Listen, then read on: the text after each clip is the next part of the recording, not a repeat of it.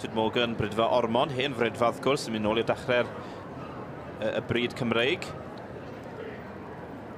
Ac dyn ni'n gweld efo'r rhai y stoc ifanc yma, mi oedd Betty French y beirdd yn gwneud ddoe.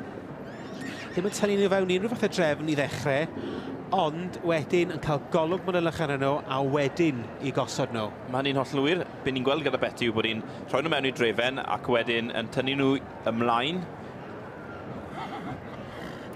Dwi'n meddwl mae wedi tynnu un fewn. Sir John sydd wedi cael ei dynnu ymlaen ar hyn o bryd. Teulu'r Williams o Ogledd Cymru. Wayne a Sharon Lloyd yn yr awsafle Llanfil o Amber's Replica. Ac wrth gwrs Wayne a Sharon wedi cael llwyddiant yma heddiw'n barod. Ydy, mae hynny'n hollol wir. Wedi cael llwyddiant yn cynharach y bore yma. Welon ni Llanfil o Miracles Lady mynd ar dosbarth yr Eboles flwydd.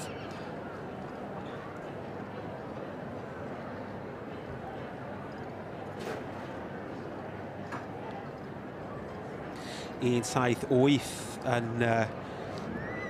drydydd. Yma Anne Thomas Prater a Mr Lewis Edwards gyda maes gwyn High Meister.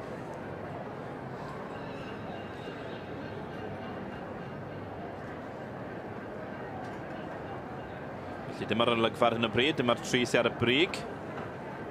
Adlis Sir John, y ceffyl coch yw'r un sy'n gyntaf fel mae'n sefyll. Yn ail, Llanfilo Amber's Replica fel mae'n sefyll. Ac wedyn maes gwyn High Meister yn drydydd. Anne Thomas yn arddangos, Anne Thomas Prater yn arddangos ar Anne Lewis Edwards yn drydydd. Richard a Gethin o Morgan o frydfa Ormond. Ormond Bolero ydy hwn. Wel, dyma ni, ydych chi'n gweld y 5 efo'r 6 yn y fan ei ac David mae cyffylau o'r teip penodol wedi dod i fewn yn fan hyn. Dyn nhw'n gweld bod Betty wedi denu teip cyletach falle. Ie, dwi'n meddwl bod ni'n wir i weid gyda'r adran a bod yna 2 begwn. Mae'r cyffylau hynny medru bod yn unrhyw man o fewn y 2 begwn hynny wedyn. Dwi'n meddwl bod Betty wedi mynd am 1 pegwn yn benodol, sef y teip sydd bosib ddim mor fawr, a sydd bosib bach yn gryfach. Mae yna bwysau mawr wedyn ar y pen, bod hyd o'r glist i'r trwyn yn fyr iawn. A'r asgwrn hefyd. Yr asgwrn yn gryf iawn.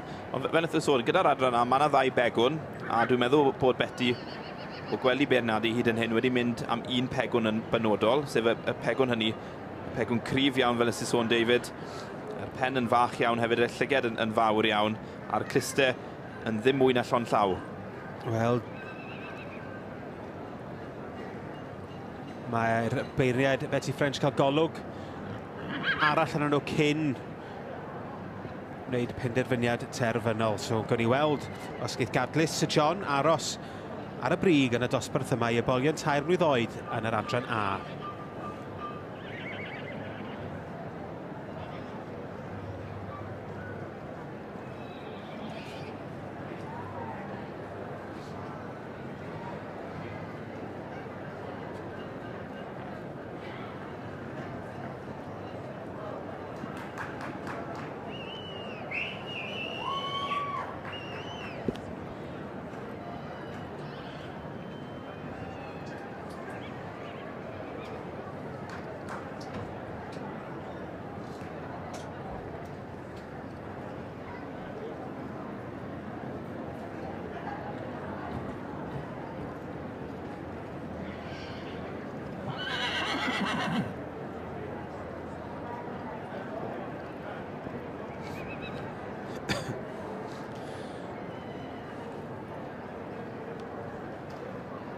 Wel,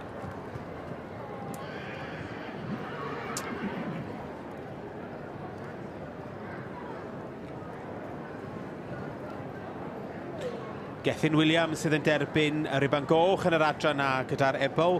3 mlwydd oed, Gadlis Sir John.